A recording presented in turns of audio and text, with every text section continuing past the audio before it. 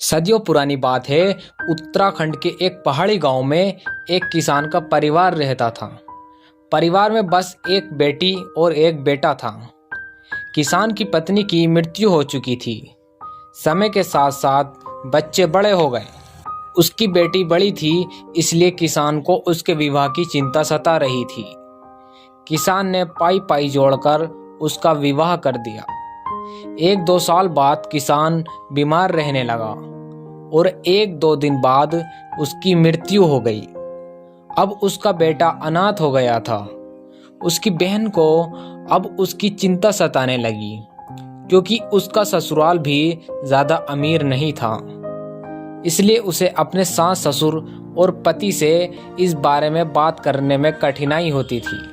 परंतु भाई की चिंता में उसने अपने भाई को बुलाने की बात अपने ससुराल वालों से बताई। ससुराल वालों ने बहू की बात मान तो ली, तो कुछ शर्तों के साथ। परंतु शर्तें यह थीं, उसके भाई को भूसे की रोटी और बिच्छू का साग मिलेगा। बिच्छू एक प्रकार की पहाड़ी घास होती है जो सब्जी बनाने के काम भी आती है। और दूसरी शर्त, उसे चक्की की ओट में सोना पड़ेगा। और तीसरी शर्त यह थी कि भेड़ों को चराने की जिम्मेदारी उसकी ही होगी। बहन को ये बातें बिल्कुल भी अच्छी नहीं लगी, परंतु भाई का प्यार और उसके अकेले रहने की चिंता में उसने ये शर्त मान ली। भाई ने भी अपनी परिस्थिति देखते हुए ये शर्त मान ली। अब भाई बहन के ससुराल में रहने लगा। धीरे धीरे भाई अब उसके परिवार में घुल मिल गया। वह दिन में भेड़ों को चराने जाता और रात को भोजन में मिली भूसे की रोटी व बिच्छू की सब्जी खाकर और चक्की की ओट पर सो जाता। ऐसे ही वक्त बीतता गया। एक दिन भेड़ों को जंगल में चराते चराते एक अनजान व्यक्ति मिला। उस व्यक्ति ने उसे उसके साथ चलने को कहा। पहले तो उसने साथ आने को मना कर दिया, परंतु जब उस अनजान व्यक्ति ने उसके अच्छे भविष्य के बारे में बताया तो वह सोचने लगा कि बहन के घर में बोझ बनने से अच्छा है कहीं और काम करके धन कमाया जाए। वह उस अनजान व्यक्ति के साथ जाने के लिए तैयार हो गया। और शाम को जब भाई नहीं लौटा तो बहन को चिंता होने लगी। गांव में भी ये बात फैल गई और उसकी खोज की गई और वो नहीं मिला, तो सबने सोचा कि वह मर गया होगा। बहन बहुत दुखी रहने लगी। उसे यकीन नहीं हुआ कि उसका भाई मर चुका है।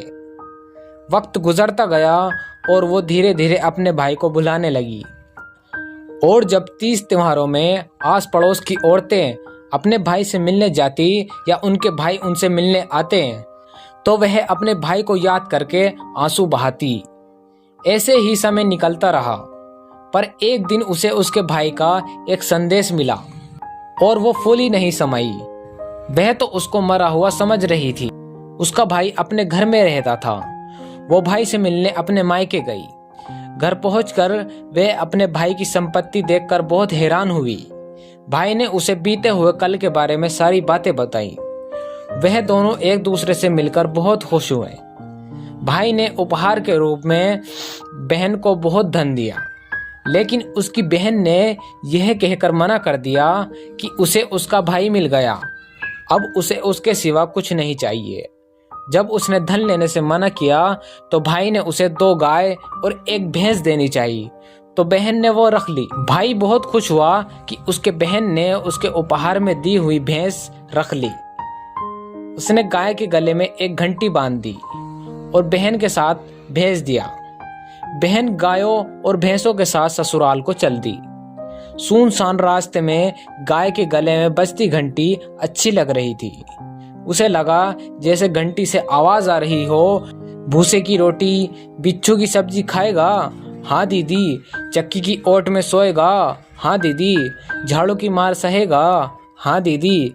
घंटी मानो यह बातें बोल रही हो। यह सोचकर वह जोर जोर से हंसने लगी। दोस्तों, कहानी अच्छी लगी हो तो वीडियो को लाइक करें और ऐसी और कहानी सुनने के लिए हमारे चैनल स्टोरीज MDM को सब्सक्राइब करें।